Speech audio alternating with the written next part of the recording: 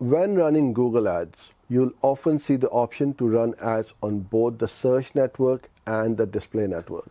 While it might seem like a good idea to combine them in one campaign, it's usually recommended to keep them separate. But why is that? Let's break it down. Number one, different audience behaviors. The biggest reason for separating these campaigns is that the audience on each network behaves differently. People on the search network are actively looking for something, whether it's a product, service, or information. They're in search mode and often have high purchase intent. On the other hand, the display network shows ads to people who are browsing content and aren't necessarily looking to make an immediate purchase or decision.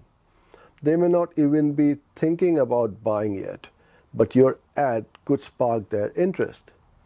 So the two groups need different approaches in terms of messaging and targeting. Number two, customizing ad creatives and targeting. When you keep these networks separate, you have more control over each campaign's settings. On the search network, you can focus on text-based ads tailored to specific keywords. But for the display network, image or video ads work better since you're catching users' attention while they're browsing websites, watching videos, or using apps. You can also set more precise targeting for each campaign. On the search network, you target based on keywords. On the display network, you can target based on interest, demographics, topics, or even remarketing lists. This level of customization is hard to achieve when everything is combined into one campaign. Number three, budget allocation and performance tracking. Search and display campaigns typically have different performance metrics. Search campaigns usually see a higher conversion rate because users are actively searching for something specific. Display campaigns may have lower conversions but are great for brand awareness and reaching a wider audience. By separating the two, you can allocate your budget more effectively based on the performance of each.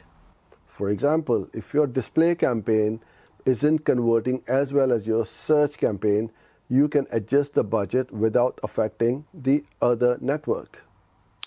Number four, campaign optimization. With separate campaigns, you can optimize each one based on its unique needs. If you notice that a particular ad on the search network is performing well, you can scale it up.